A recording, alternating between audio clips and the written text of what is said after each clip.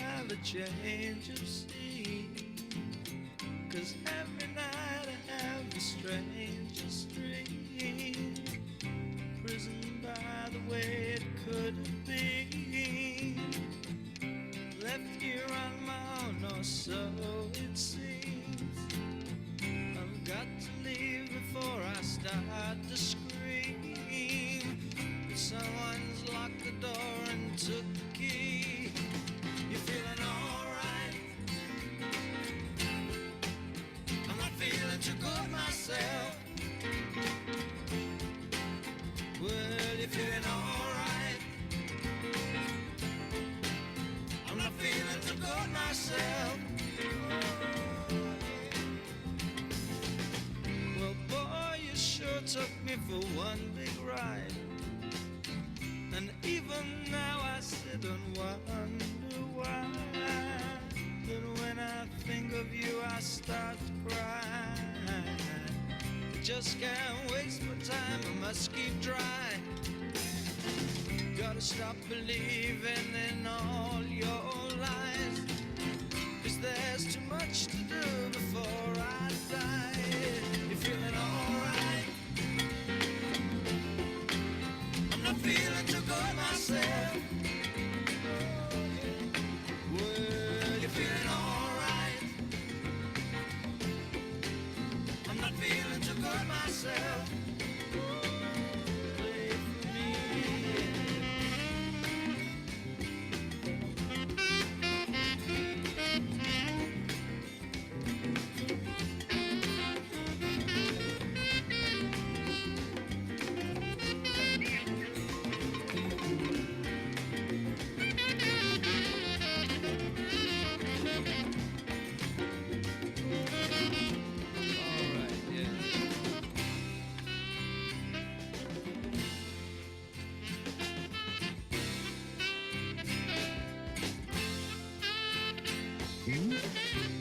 Don't get too lost in all I say.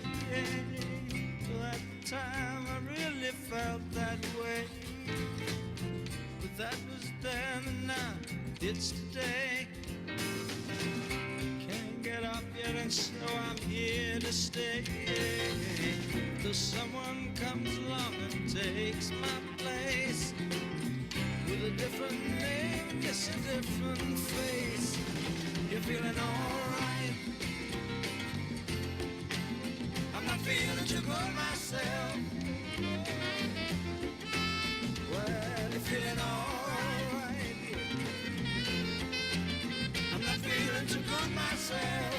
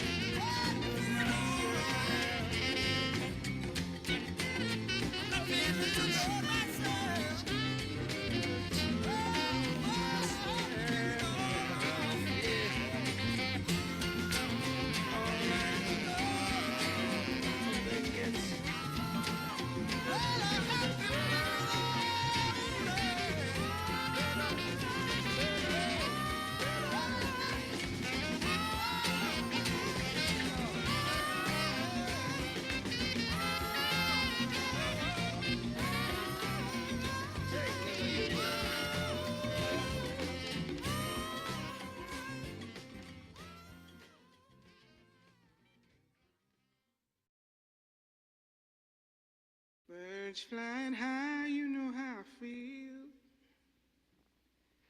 Sun in the sky, you know how I feel.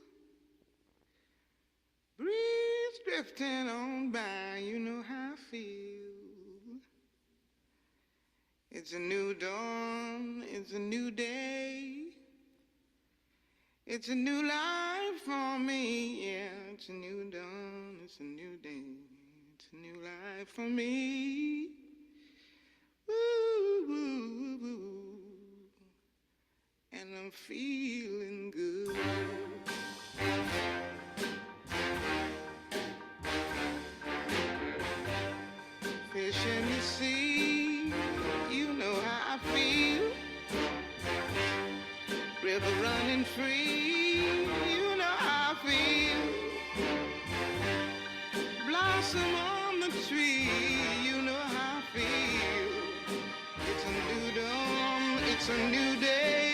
It's a new life for me, and I'm feeling good.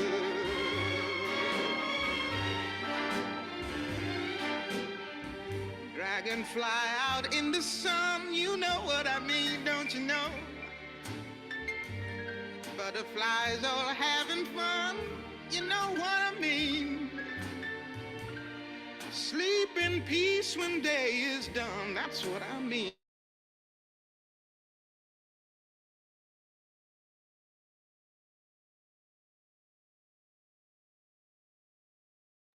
Hi, everyone. Welcome to Big Heart City Meditation. It's good to have you all here again. I'm Sam. I am a volunteer here at Big Heart City. I'm going to be doing all the Zoom background stuff. So if you have issues, just let me know. You can send me a message. I can try to help you through them as the best I can. We have a couple announcements.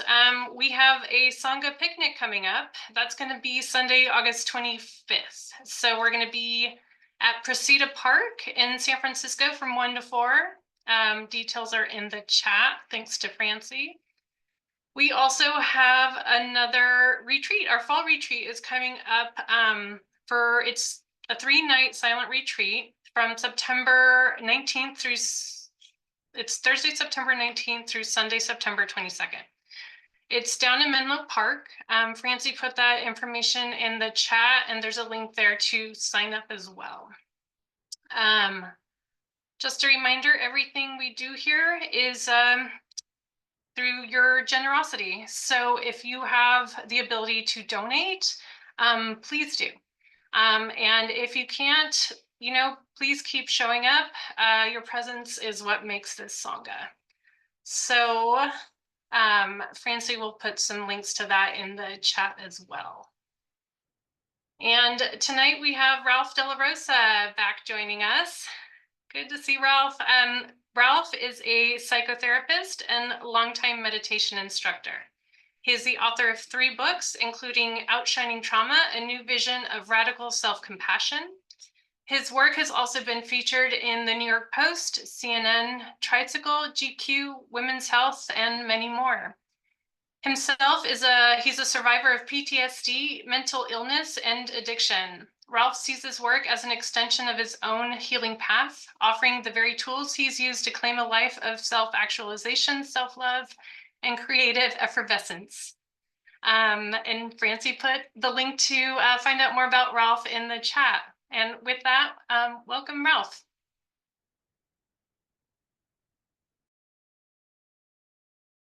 Oh, public speaker needs to unmute before talking. Hi, I do this for a living. Y'all, it is so good to be here with each of you. I am really stoked that there's 81 of us. That's huge. I've been in the wellness industry for like 20 years. And let me tell you, nobody comes to a meditation workshop in August. Everybody's, at the park or doing whatever they do, or in Costa Rica or something. And yeah, the wellness industry just grinds to a halt every August. And to see 80 people showing up on a Friday evening to meditate in August is just really awesome. Really awesome. So thank you for being here. Thank you for providing me an opportunity to share, to hold space, and to get into some things, to get into this all important topic, this very timely topic. It's very, if it's not relevant now, it's going to be real relevant real soon. You know what I'm saying? Of how do we maintain heartfulness in the face of affliction, suffering, hatred, animosity, oppression, bigotry, things falling apart, whether it's inside of us or happening in front of us, whether it's a situation or another person. How do we live our love? How do we stay integrous to the path in the midst of difficulty? It's one thing to feel peace on the cushion. It's another thing to feel it in the marketplace or the socio-political spectrum. So that's what we're here to talk about tonight. And I just want to start just say a couple of things to warm us up, and then we're going to drop into a full practice a little earlier than usual for this crew. But I want to start with what I think is one of the most important things that I could say, which is happiness is not the opposite of suffering. The opposite of suffering is spaciousness.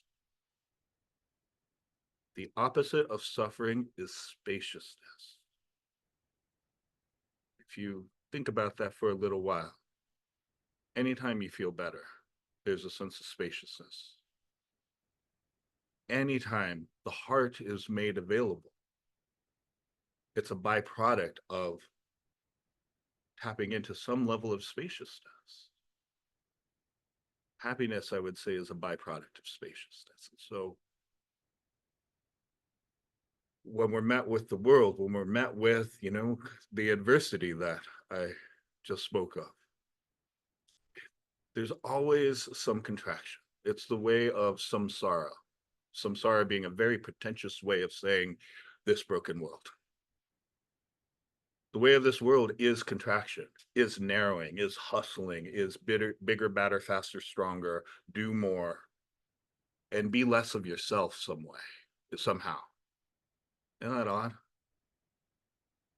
I know so many of you resonate with that. This world is constantly asking me to do more and to be less of myself at the exact same time. It's an odd situation to try to align with. But the nature of healing, the way of source, the way of Buddha nature, if you will, the way of the heart is expansion every time, is expansion every time. I've been musing on this recently because I had to set a boundary with somebody that was a little bit difficult for me to set. It took me 3 days to get up the nerve. But what was interesting to me was every time I thought about setting that boundary, I felt my heart open. I felt my mind open. I felt my psyche, my sense of possibility open with this person. And I thought that's so odd because I'm technically setting a limit. I'm technically shutting something down here. And yet my heart is expanding. Why? Because I knew that I was in integrity. I knew that I was coming from love in a less than ideal situation. This is a reductive binary for me to set up. I want to just admit that worldliness is closedness and awakening is expansiveness. There's some complexity here that I'm leaving out. And I just want to acknowledge that. But we also need simple truths that we can actually remember, that can actually come through for us in the clutch moments. And so I find that this reductive oversimplification of open versus closed, expansion versus contraction, heartfulness versus speed, aggression, greed, ignorance. Yeah, it's part of the path. Again, there's a spectrum that lies between these two extremes, but we are here to work on spaciousness tonight. And spaciousness within the complexity of real life.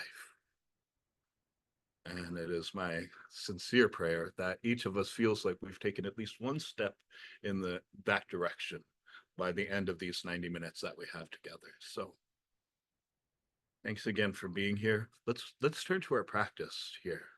Let's turn to our practice. Sometimes it's like the teaching should come before the practice because the teaching will help us make sense of the practice. And sometimes it's the practice comes before the teaching because practice is going to show us, get us ready, plant the seeds that we need for the insights to unfold.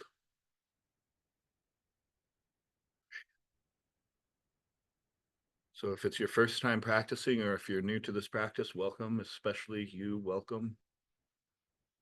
We always start with arranging the body in such a way that we feel upright, but not uptight. Where we feel like we can trust the ground beneath us, the earth beneath us. Maybe there's an air of dignity That allows the collarbones to be a little wider, the hands to be placed well.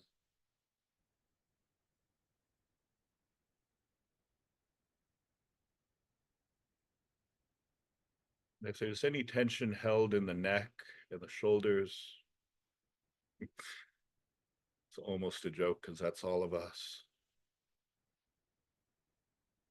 Take a few breaths and let the crown of your head lift towards the sky, even stretching out the neck a little bit. Forehead tilts forward 1 centimeter, chin moves in and down 1 centimeter, should put the neck in a better alignment so that the shoulders can drop just a little bit. The brow can unfurrow.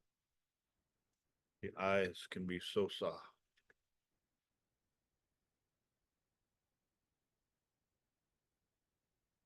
The tongue soft.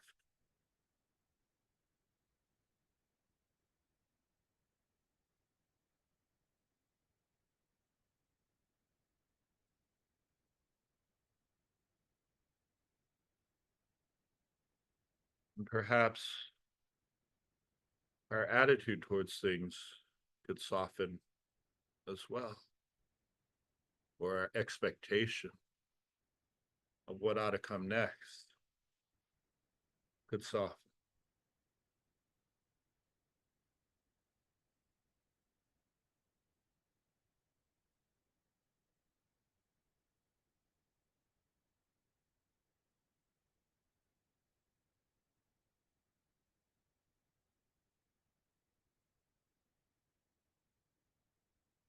Please deepen the breath.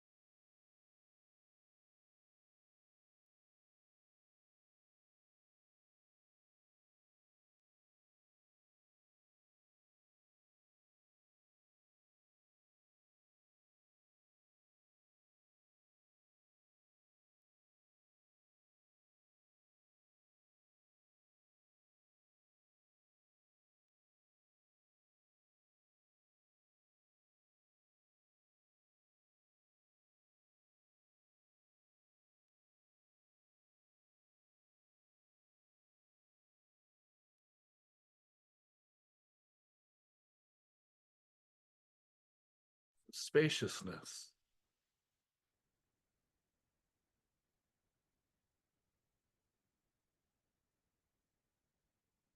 As you're breathing,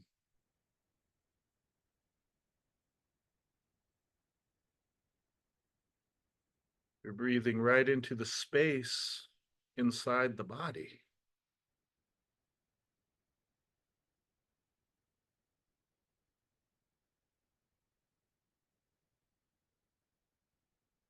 Maybe when I say that, for some of us, we remember that we have a body. And we become aware of that space inside, beneath the shoulders.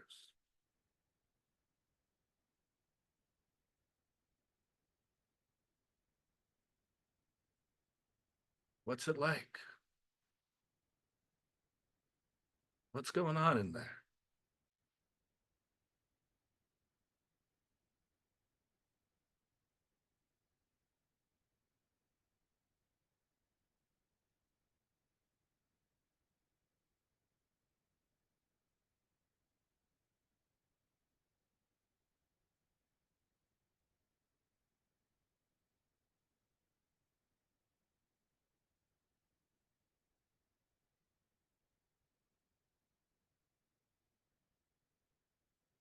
One thing you could do if this resonates is you can let go of your next exhale and let it sort of blow out of the body on its own without pushing it so much. And then don't breathe in right away. Let there be a space between breaths. And then inhale. And then keep that rhythm, that natural rhythm.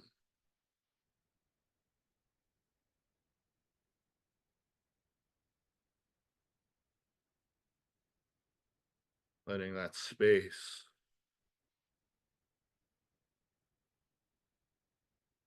be an elegant reset.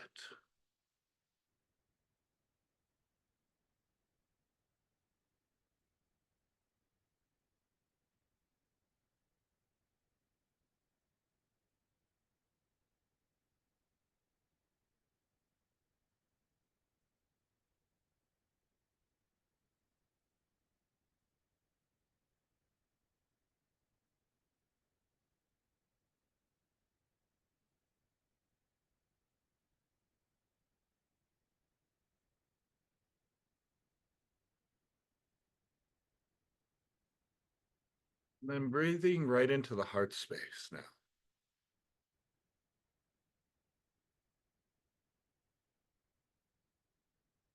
I'm a fan of this kooky practice where we act as if we could breathe right into the center of the chest, like the nose has been placed in the spine behind the heart, so that you're breathing right into the heart space deeply all the way back. Breathing out from that space.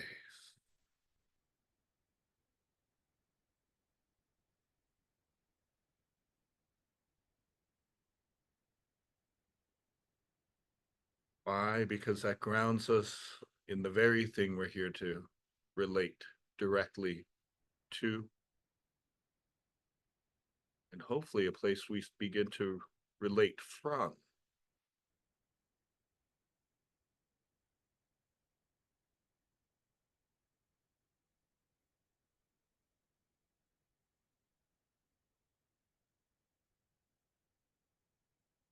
Breathing in, I relate to the heart.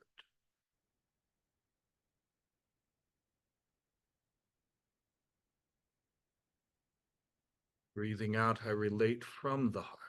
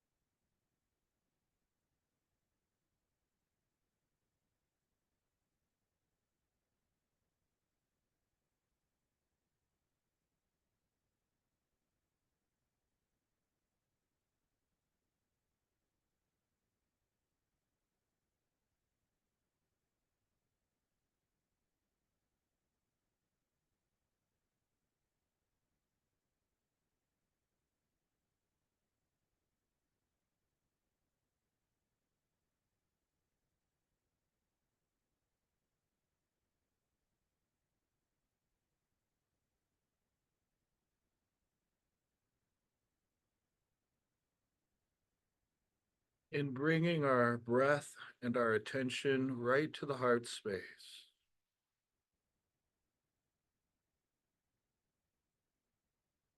we can ask inside, am I open or closed right now?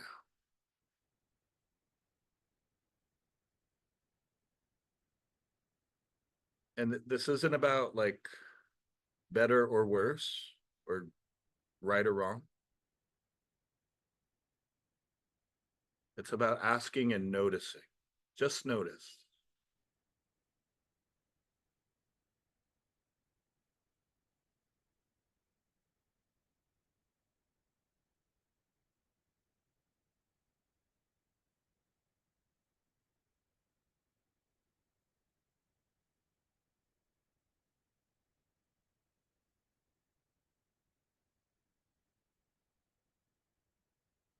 And maybe in the noticing, something shifts on its own. Maybe.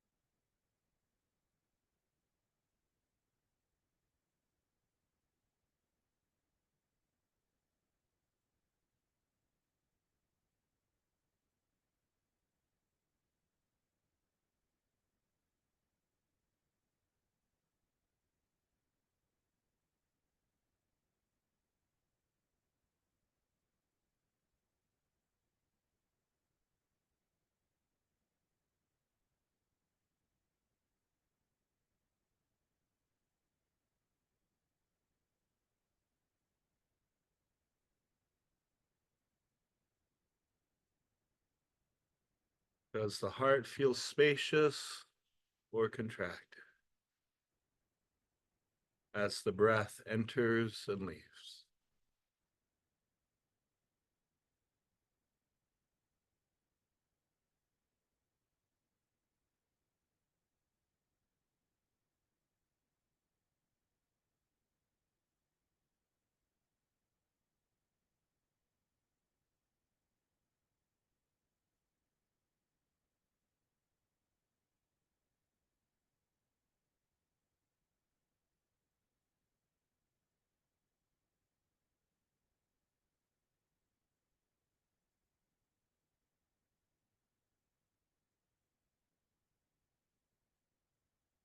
But of course, it's kind of hard to even notice sometimes because there's so many parts of us running around inside, isn't it?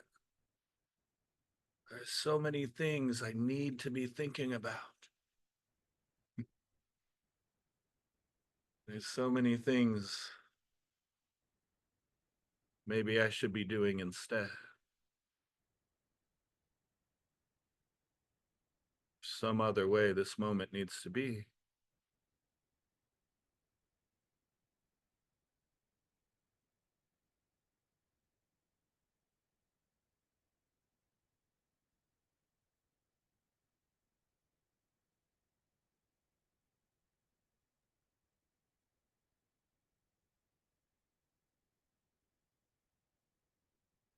So try this with me.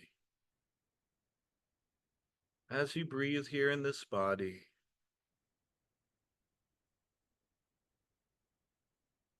simply imagine that this body has been magically teleported to somewhere beautiful and safe in nature that speaks to you.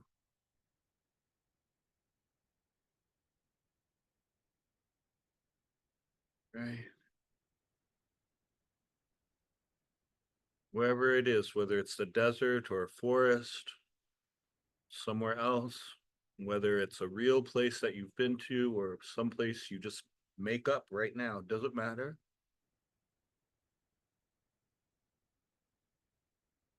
But be here and breathe with the earth.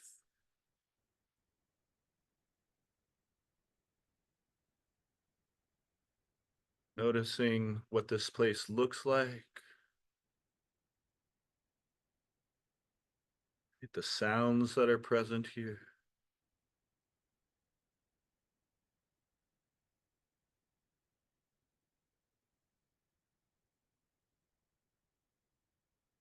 What it smells like maybe here.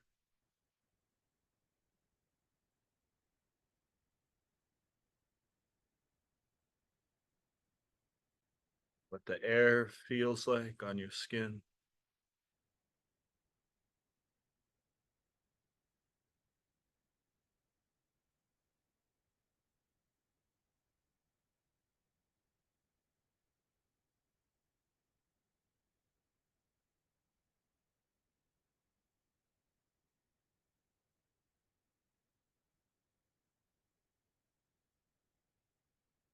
And what it feels like inside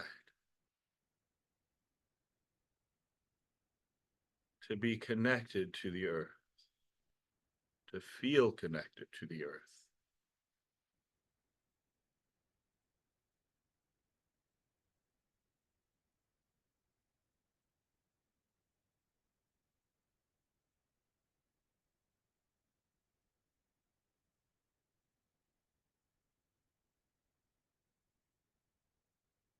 For me, it's like permission to soften, permission to land,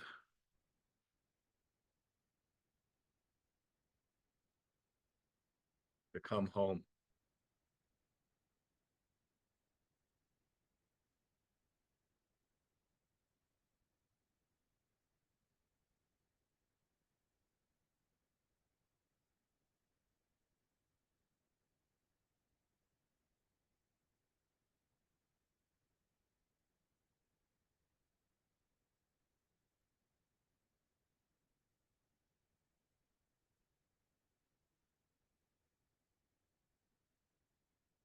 And as you breathe,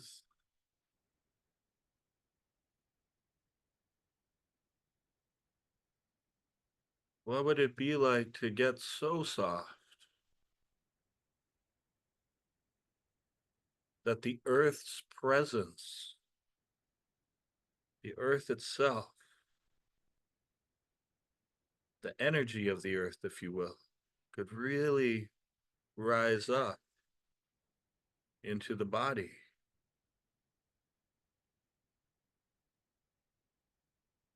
in the way that all manner of flora is constantly rising up from the earth, reaching for the sun. What would it be like if the love of the earth, the life force of the earth, were to enter your feet, your legs,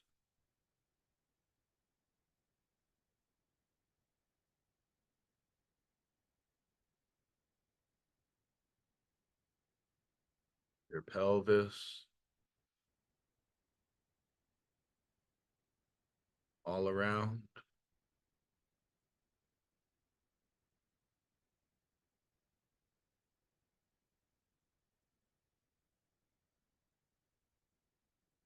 The belly and low back,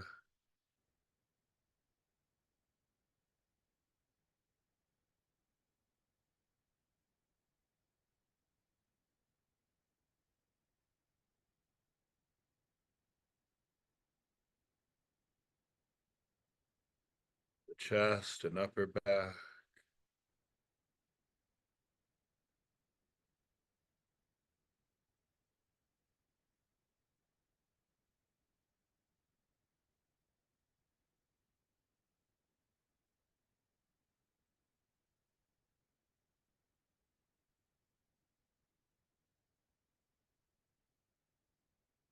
love of the earth in the arms, the hands,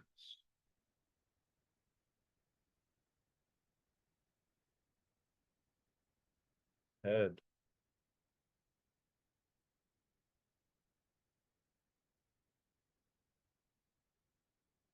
and the face.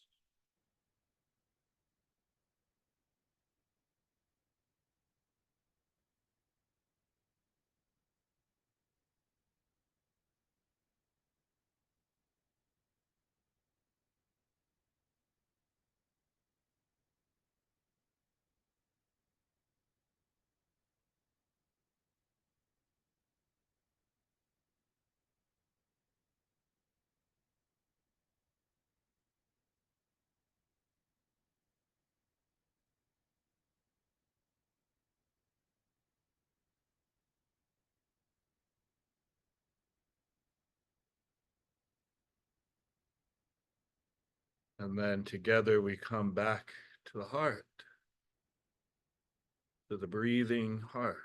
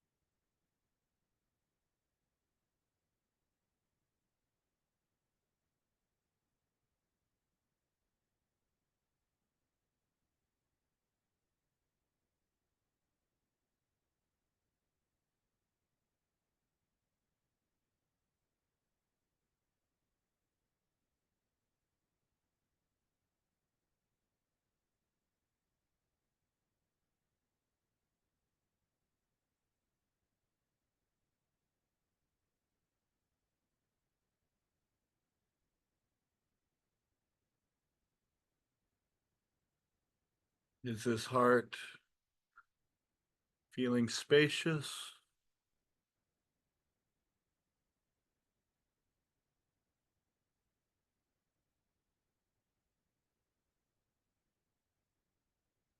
Or blocked?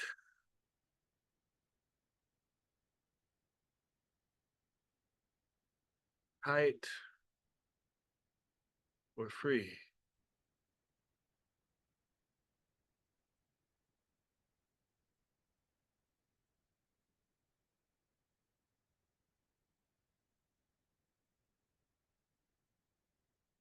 Um, Let me give you one of my core tools, which is basically asking the same questions a different way. I want you to hang on to this one though.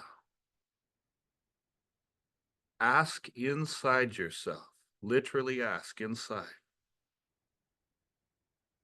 How do I feel towards my experience right now?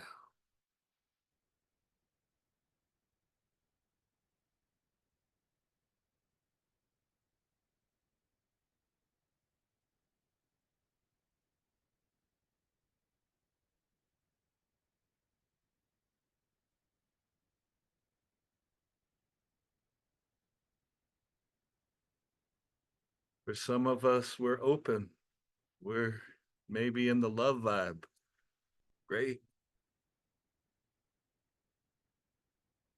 Some of us, the opposite. Irritated, maybe, frustrated, lost, maybe feeling like I'm not getting this shit at all. That is just as valid. If that's you, keep breathing.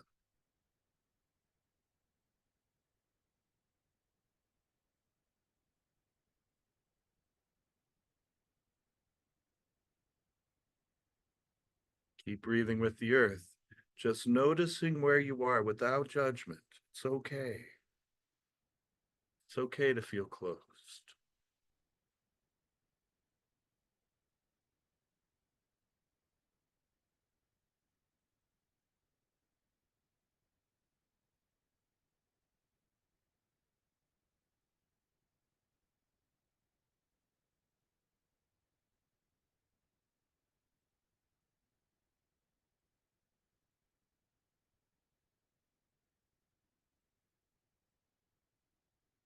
And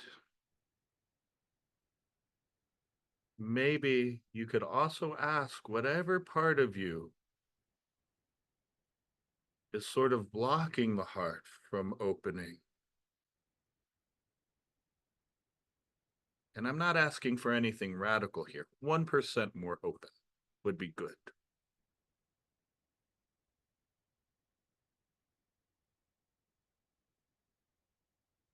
But whatever part of you is standing in the way of the heart opening, maybe you could ask that part of you to simply relax and step to the side and sort of let the sun come out.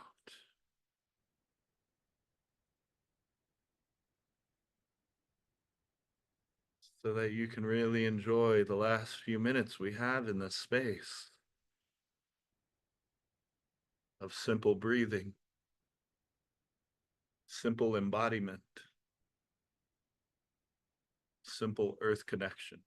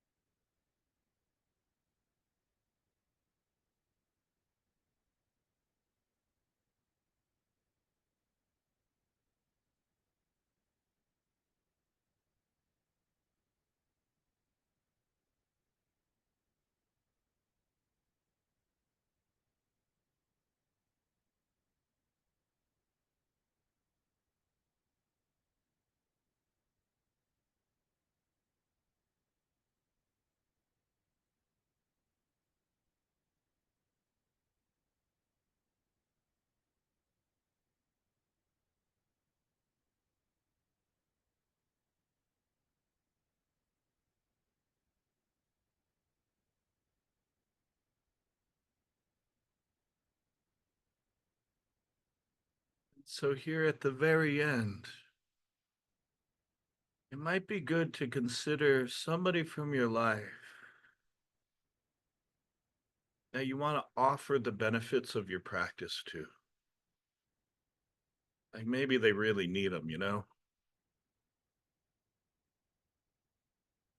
Or maybe it's just because.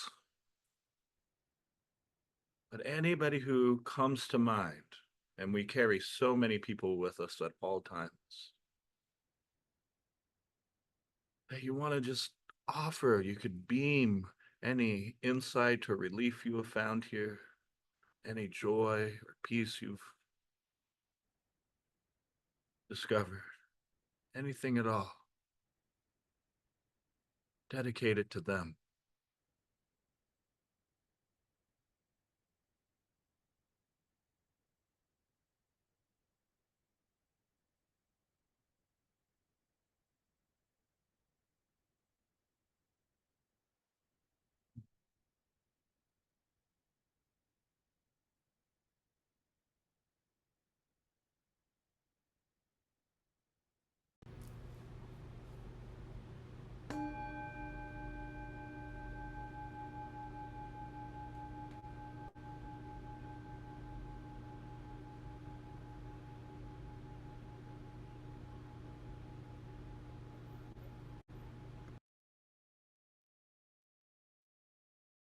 Om Namo. Just take care to transition very gently.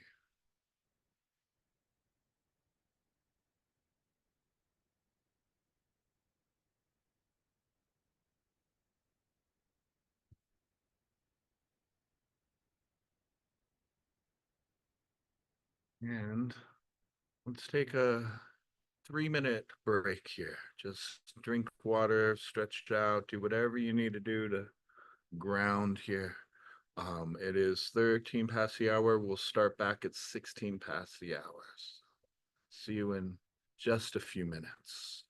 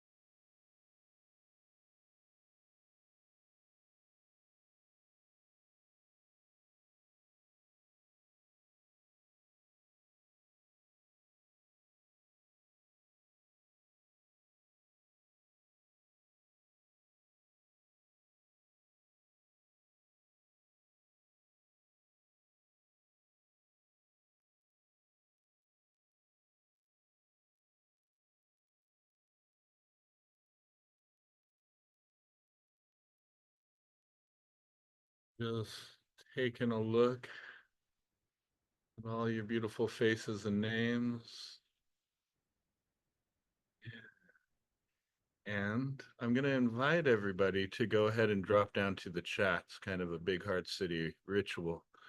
Go ahead and enter your name and where you're joining from.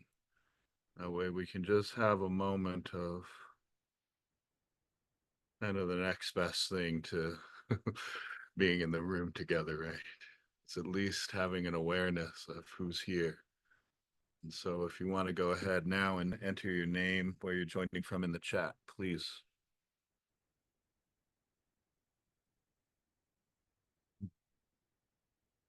New York. Patricia, a little late for meditation, huh? Lincoln Ben, yeah, y'all just getting down with the Dharma at 11 o'clock. All right. Dedication, I love it. All the Bay Area folks. Cindy, good to see you. Good to see all of you. Moshami, it's been an age. Yeah. Hopefully I'm going to be coming to see y'all in person soon. And by soon, I mean like next year, but like we're setting it up now.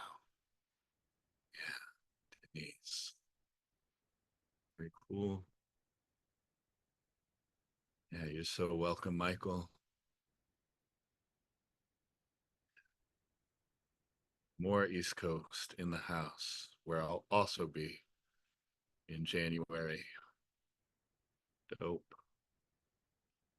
Yeah. Lee in Seattle, which is where I'm joining from. Master of the bouncy house himself, Jim Gormley, everybody. All right. Gormley, I said it wrong, but very cool.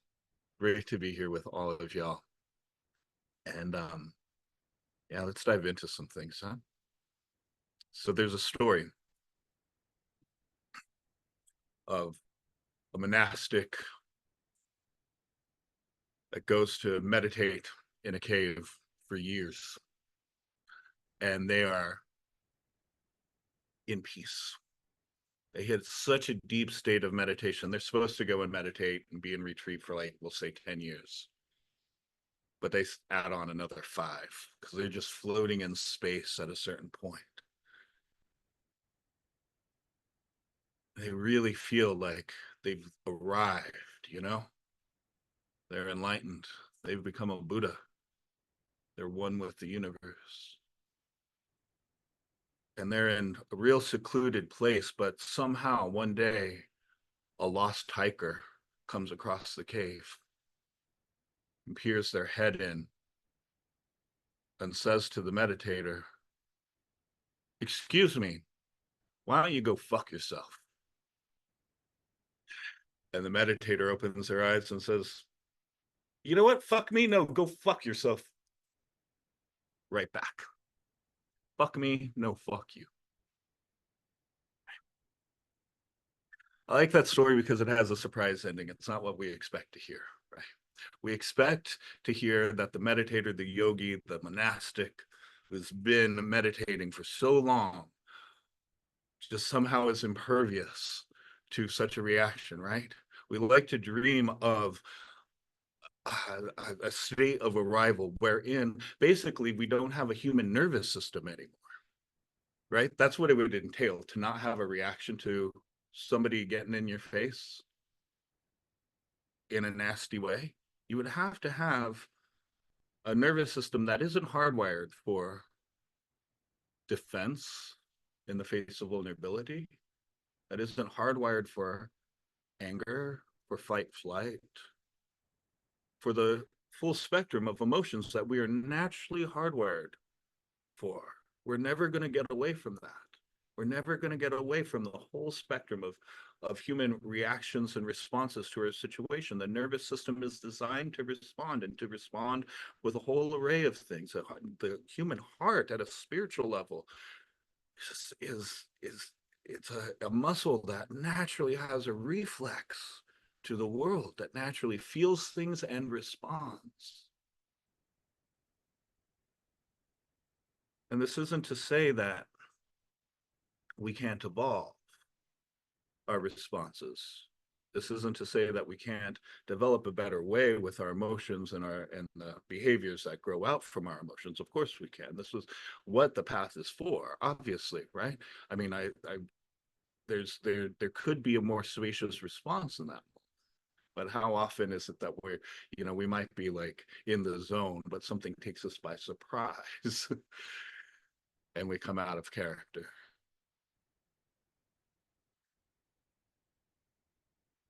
It's also a relatable story because I don't know about y'all, but I've been there.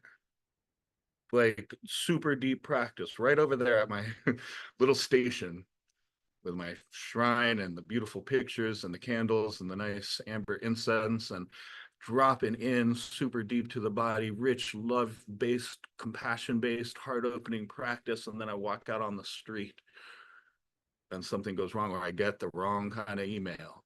And 5 minutes after practice, 5 minutes after feeling like, like maybe I've got this thing. Maybe I've turned a corner. There's no going back. It's a thought I often have, and it keeps getting upended. And we find that we fall apart. It's a question I get often. What do I do with that? How do I make, how do I regard myself, given that I have the capacity to pop out just like that when I get an angry email or somebody, comes at me the wrong way. But just an hour ago, I was at peace with myself. And the answer is we're complex beings that are made of parts. And none of those parts are wrong. None of your emotions are wrong. None of your thoughts are wrong.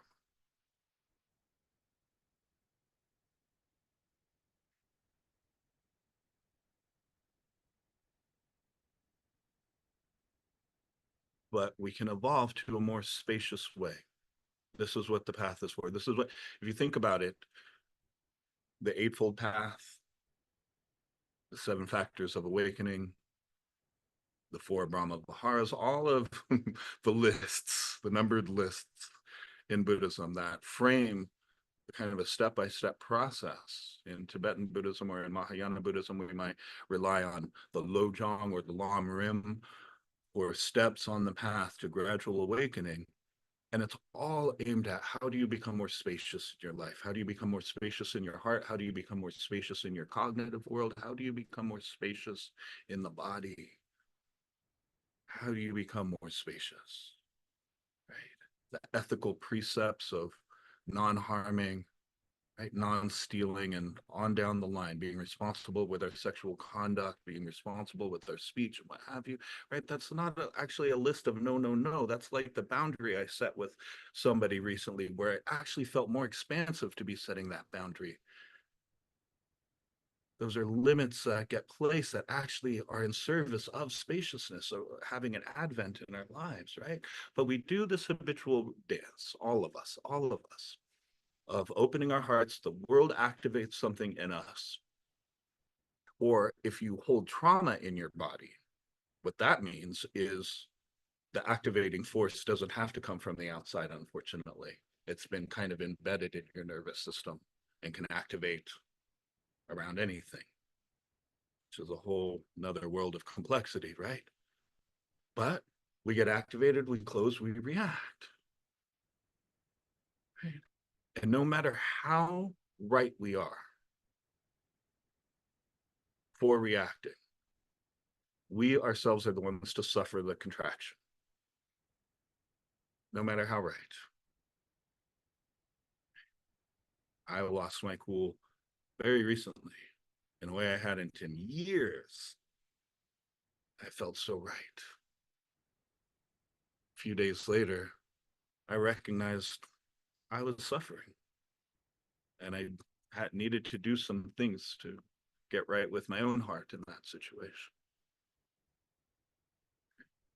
I was the one suffering my own reaction. So how do we open up and hang on to that openness becomes a central question. How do we hang on to it in the marketplace? How do we hang on to it in the political realm? How do we hang on to it at the dinner table? How do we hang on to open-heartedness in the Sikh society? This is the dance.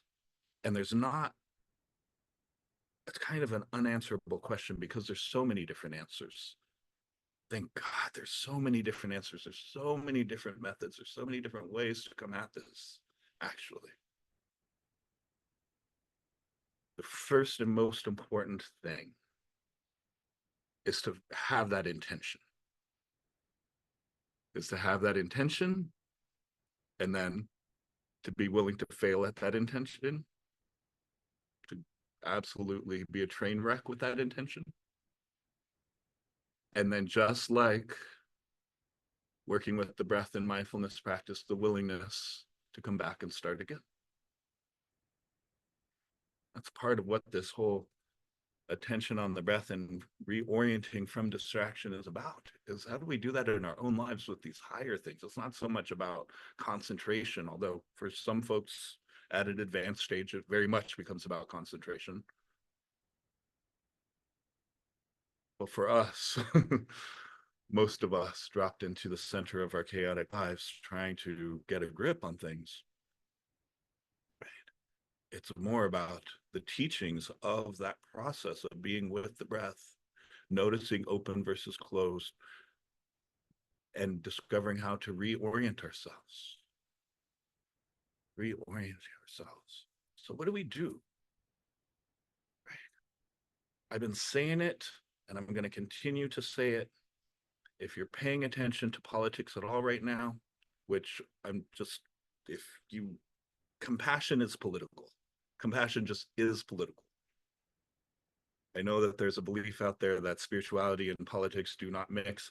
Compassion itself is political.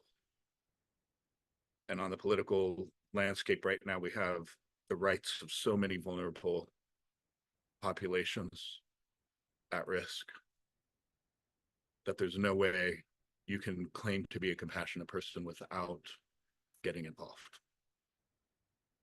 and wanting to protect vulnerable people in our world. So I'll just say that. And the political landscape is going to intensify. I think that's part of why we're here, is because we all know that tonight, why y'all came here tonight, because we all know that.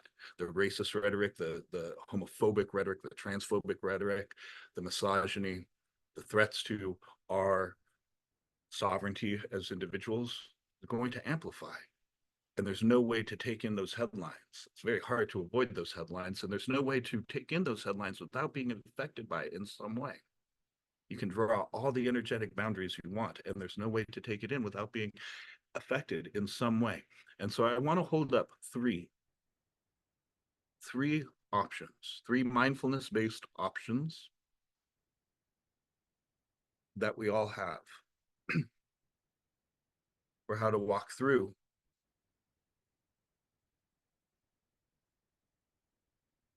a world that is increasingly rooted in aggression and greed, even though there's such a huge crying for joy and hope. So many of us wanting to live that life. So three options. The first comes really out of the Mahayana tradition and I really like the way Lama Rod Owens he puts words to this. The way he describes it is we eat it. We eat the negativity. There's an ancient myth that it's kind of like an ancient urban legend that doesn't check out, that peacocks eat poisonous flora, and it's the poison that they turn into the iridescence of their feathers. It's sad that that ended up being an urban legend. It's not actually true, but we can think of that, and that's the way a lot of advanced practices roll out in the Tibetan tradition, is how do we go right into the negativity and then, like so much food, digest it, metabolize it, even be energized by it, such as becoming inspired to take action, becoming curious. How do we resolve this? What do I do? How can I relate to this better? Maybe asking yourself the important question of, what do I need to remember here? Oh yeah, love and compassion. So eat it. Don't be afraid. Just face it. And I like that image even of like, I'm eating this terrible energy that's coming at me. I'm going to use it for inspiration to live in a way that contrasts from that. Live in a way that's altruistic, where I have other beings in mind, wanting the happiness and welfare of all beings. Number two is become transparent to it. And I work with images a lot in my daily practice. I don't have a very visual mind actually, but I like the image of the body becoming transparent, becoming clear. This is kind of how I psychologically survived living in New York City for 13 years, was like just imagining the bodies become transparent, and everything that I met with, all the sensory stimuli that I met with, I'm feeling it, but it passes through me. I heard a story about Stephen and Andrea Levine recently that they offered in the height of the AIDS epidemic in the 80s. They offered a retreat, and I can't remember the exact population that the retreat was for, but it was all folks who had been directly impacted by the AIDS epidemic. And this is when nothing was being done about it in our society. A huge tragedy, born of homophobia. And Stephen and Andrea Levine, like warriors, held a huge retreat. Like there was a couple hundred people there. And there was just massive grief and massive rage present in folks. And this trickles down from somebody who was actually there, that they experienced these two higher teachers, two very advanced teachers, totally unfazed, and said it was like their bodies were clear, such as all the rage and grief that was coming at them, they could hold space for it because it was just passing right through them. They're right there with it, looking right at the suffering, but letting it pass through them, such that they could function and actually offer responses and insight in this atmosphere. So number one, eat it. Number two, be transparent to it. And number three is the one that I am personally bad at and that I should never do. I've tried it over and over again, and I'm terrible at it. And that is to confront it directly, to move towards it and work it out. Maybe looking into nonviolent communication, a whole modality set up on taking the subtle violence out of our speech and out of our interactions, and learning how to really be compassionate at a very granular level, really considering what it's like for other people and what they might need. Learning how to speak for our anger and irritation and things like this. Speak for those parts of us, but from compassion and love. That's a complex practice, but it can be done. It's a big part of internal family systems, which you all might know I'm a little bit of a fan of. Is how do we listen to the angry parts of us and then speak from love to the person that we're angry with, for example, such that we're not saying, I'm pissed at you because of X, Y, and Z. How dare you? But rather, we have that list of complaints. We orient to love. We say something like,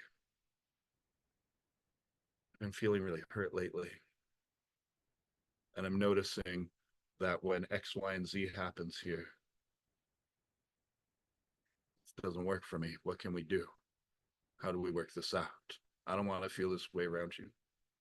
How do we work this out? There's other people who might get confrontational in more challenging, more macro circumstances.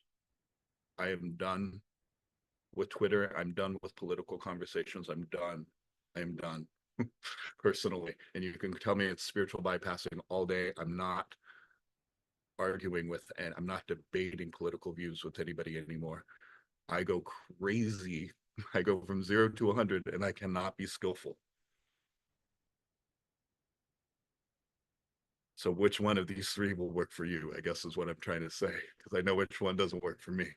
I can be transparent. I can eat it. And a little bit I can confront it in interpersonal one-on-one situations with folks who are open. But that's about it.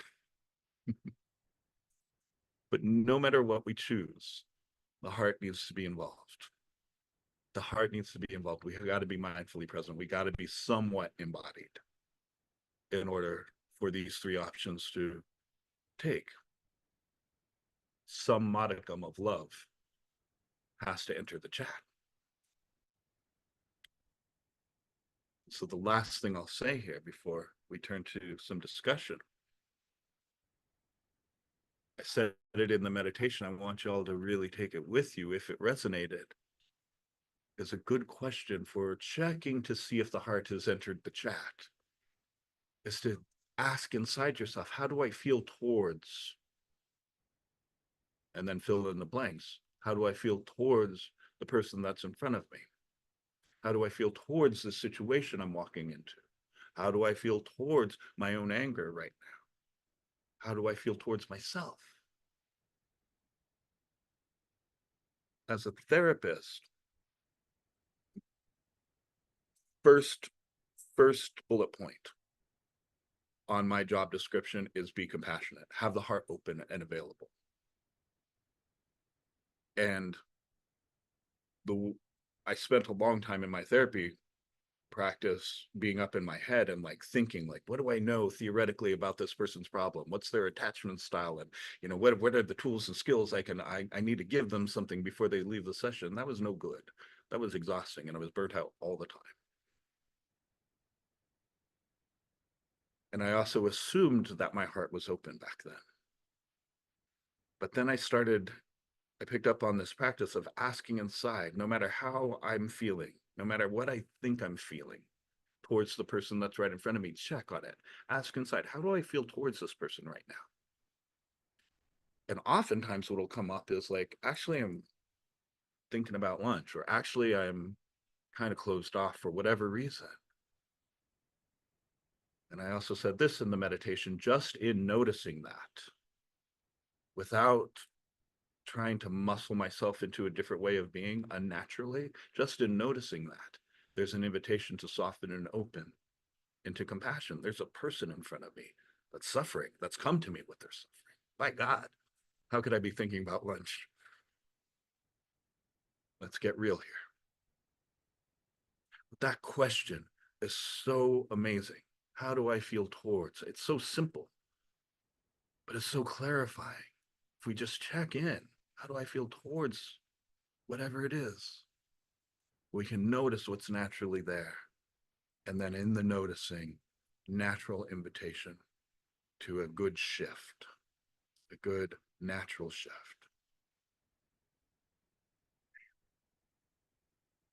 I'll leave it there for tonight. Thank you all so much for your attention and for listening. So those are my thoughts on the matter.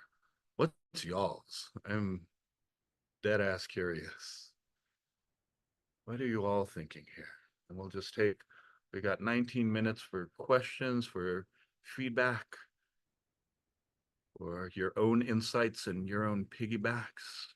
Yeah, you're so welcome. And so if you want to get your hand up,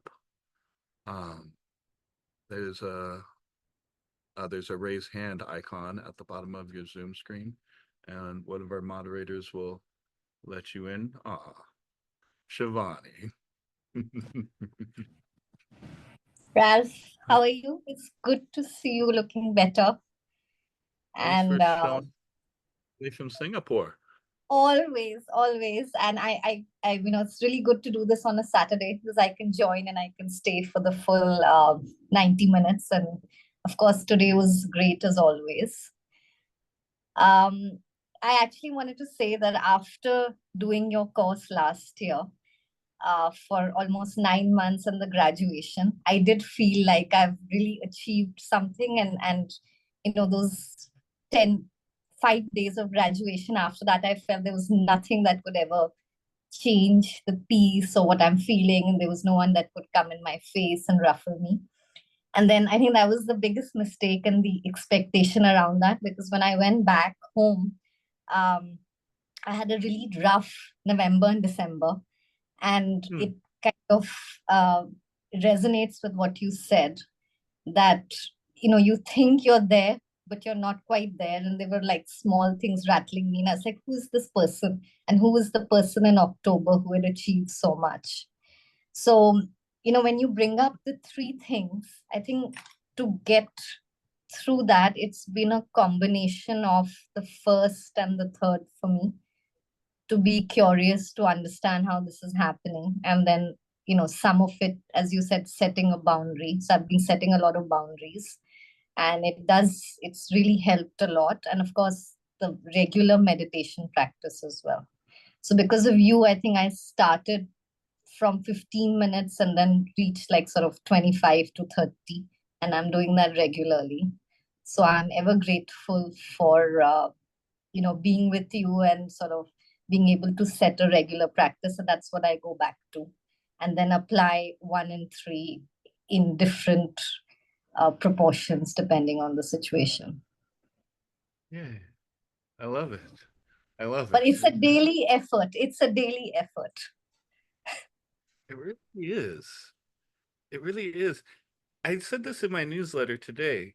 There at face value, the daily effort piece can seem tedious and like that's a lot. Like, my life is already so crowded. How am I supposed to have space for that? You want me to add on a 30-minute practice to my day?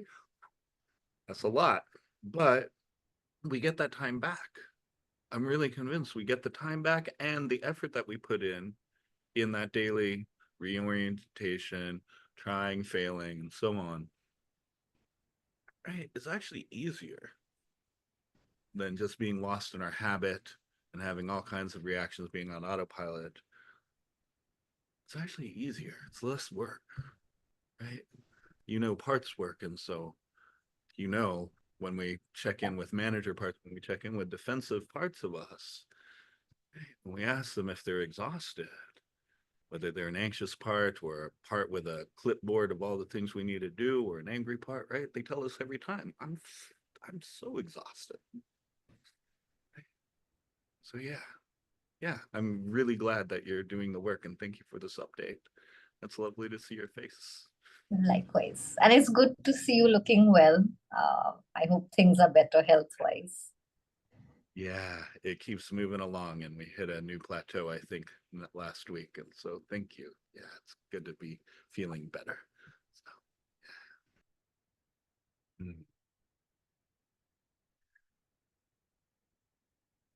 yeah.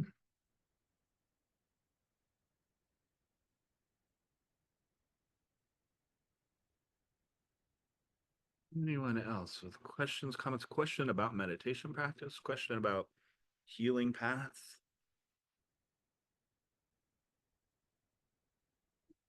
The floor is really open. Yeah.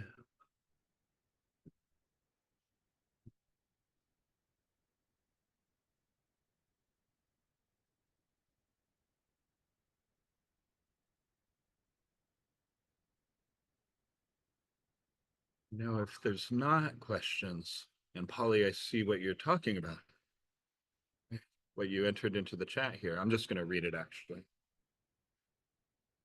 Appreciating the prompt to inquire about how we're relating to our experience. I can say personally, I'm super weary of negative emotions, and it makes me think self-compassion is warranted amid an uphill trajectory, but it's just hard.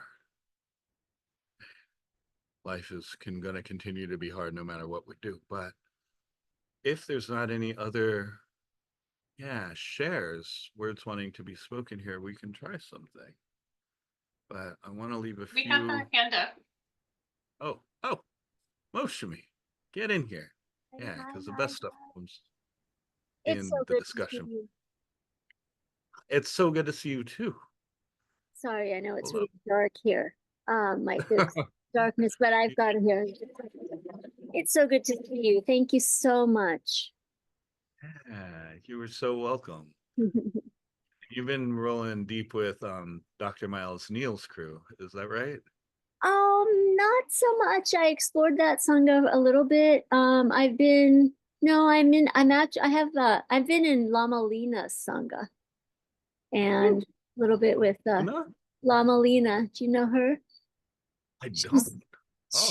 She's look her up on YouTube. She's out there. She on the surface is crazy, but it's the good kind of crazy, if you know what I mean. So I'm already in. So I'll give this a shot. I'm reflecting on what you said. I don't know where this is going to go exactly, but I have recently become aware that I have a very strong innocence complex. That there is a part of me that learned a long time ago, who felt a young part of me that felt overwhelmed by problems. That one way to deal is just to deny that there are problems, or that there is, or that people will hurt you. You know, that you should have a way to defend yourself. There's this young denying part. I can call them there is no problem part. And so, and along with that goes, so this part doesn't like disharmony or conflict either. Tends to see both sides of everything and wants to downplay that, that shit's hitting the fan kind of thing. So, I'm wanting to integrate this part, work with them and integrate them. I noticed that of these options, to consume the chaos, to be a light body and let things pass through you, or to meet it, the light body option, of course, was very appealing to this bypassing part, because it kind of feels like that. Oh, if I just stay love and light, everything will pass through me, and I won't be affected by it.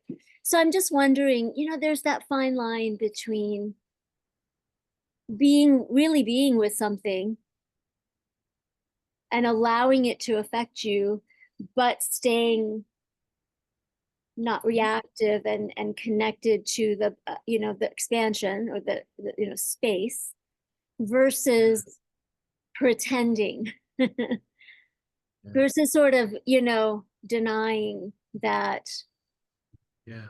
this is affecting me. So anyway, I was just wondering what Yeah. responses you have.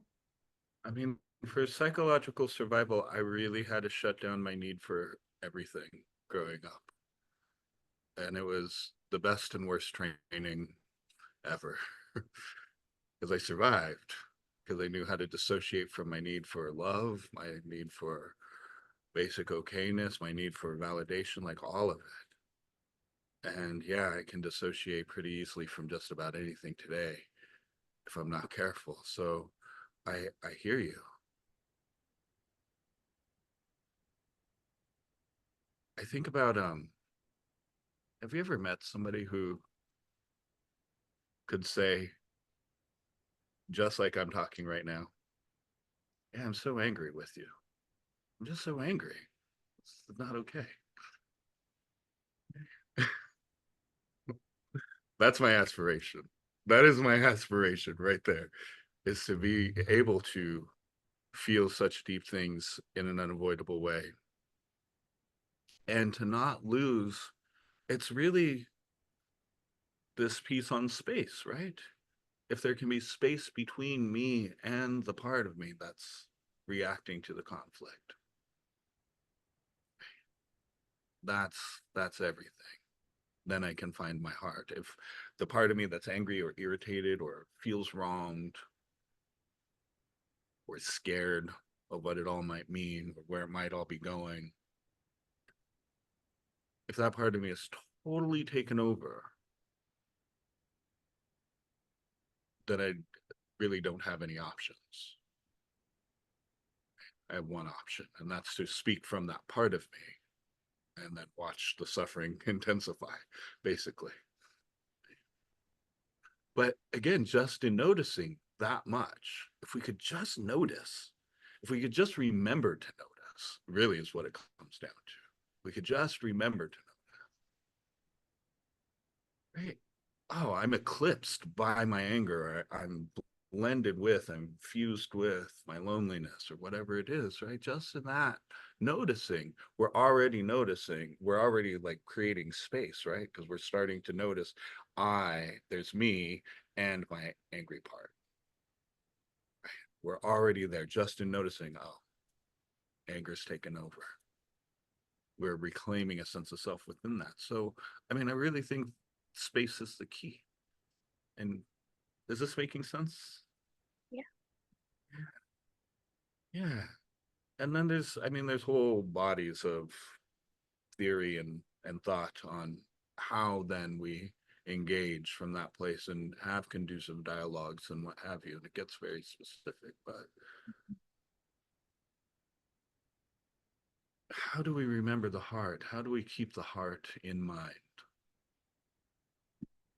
Is the question, and it again correlates with space. I hope that offers you a little bit of something. Absolutely. Yeah. It's amazing how many times you need to be reminded that space is our true nature and space is always available. Yeah. Yeah. Yeah, about 100 million times. I think we need to be reminded, but we get it. So, um,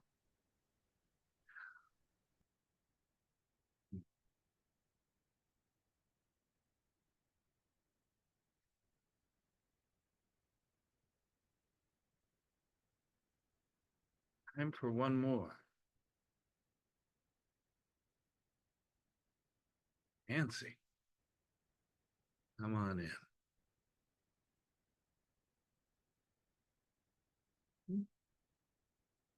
Hello. Thank you. Thank you. Hi, that was a lovely conversation. You said something that really got my attention was being disassociated from our needs growing up. And yeah, I'm in recovery from all that stuff too, right? Mhm. And the other thing that caught my attention was like, I've noticed, like it rarely happens anymore, but sometimes I get a little dose of PTSD that is like I am clueless. You know what I mean? I am powerless over it. I am like it's got me. Mhm. And somebody told me go lay on the earth. Yes. Yeah. And the other one I heard was drink cold water. Mhm. And both of them are slick, very still. But anyway, if you have other methods, let me know. It doesn't happen very often, but it can. and and just that whole awareness of like of knowing that you're disassociating like Mhm. from your needs and from your desire for love or whatever, because it was taboo to have those things, uh to want or need stuff. Anyway, anything you can address on that stuff is fascinating for me. Yeah, on dissociating from core needs and Yeah, having. I mean, yeah, I understand disassociating generally speaking, but I never broke it down like that. Like, oh, from core needs, duh. Yeah. How I, at 18 years old, could be living in a squat with 30 crusty punks in a boarded up house. Half of them were on meth with $3 in my pocket and no job and no idea what was going to happen next. And be like, I'm cool. Yeah, this is how we live. That was Yeah, me. That was me at one time. yes. Fine. Right. But what's, see, to me, this is where gets very mysterious. It's like, if I'm dissociated, how can I notice that I'm dissociated? And the fact of the matter is I can. So that tips us off to the natural plurality of being, the natural that we're made of parts. Again, that there's not just one me in here, right? That who I think I am is not a solid self. There's actually a fluid process with many different ingredients involved, right? So yeah, I mean, I'm with your methods of drinking cold water, of lying on the earth. I'm just going to say it again. I think the most powerful thing is to have a daily practice of meditation, a daily practice of undissociating ourselves and training in heartfulness so that it's there for us when we really need it. I'm, yeah.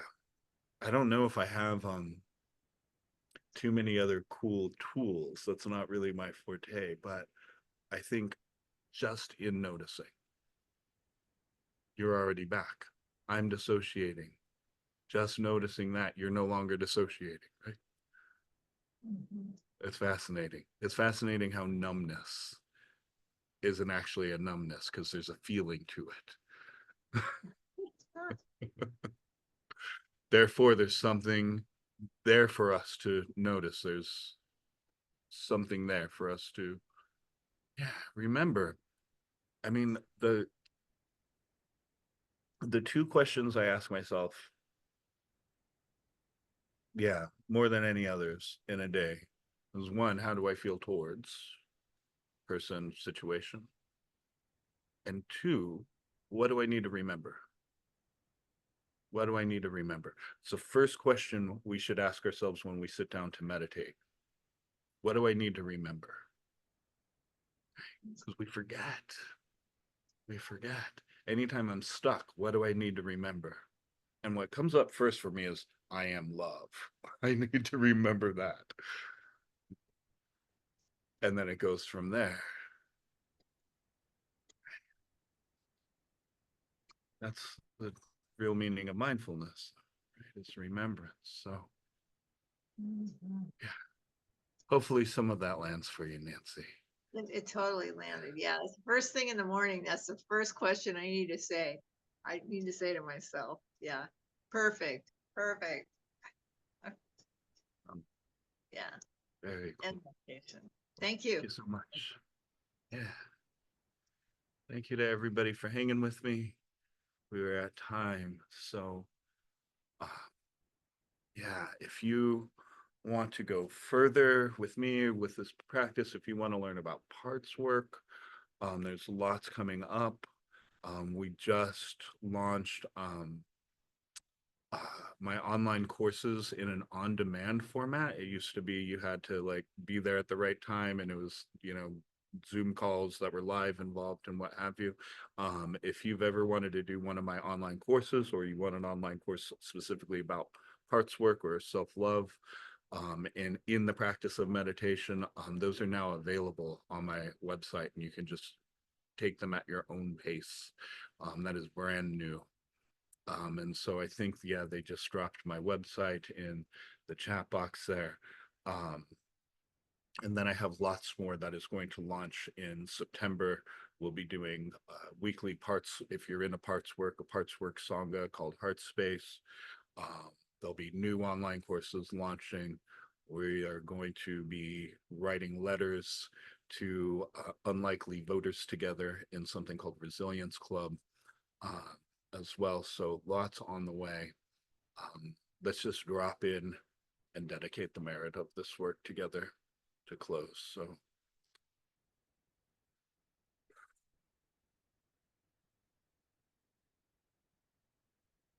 as Jack Cornfield would say, don't try to hang on to any of that.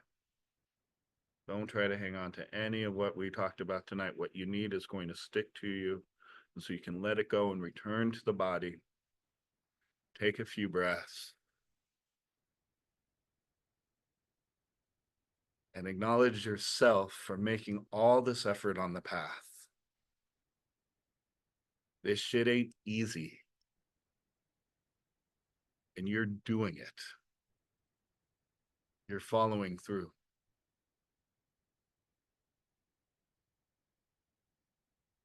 Please give yourself permission to feel very good about that.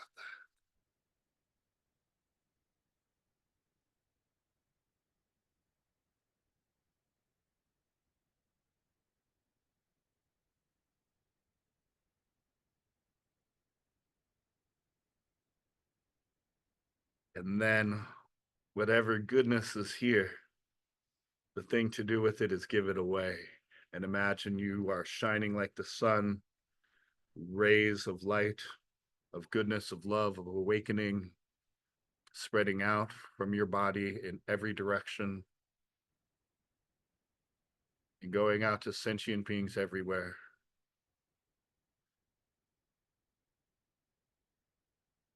Together we wish for all beings to have freedom and the causes of freedom.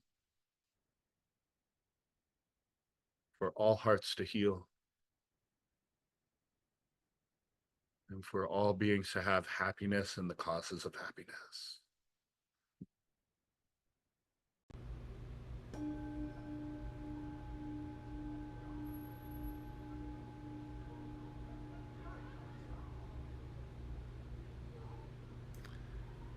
Thank you all so much.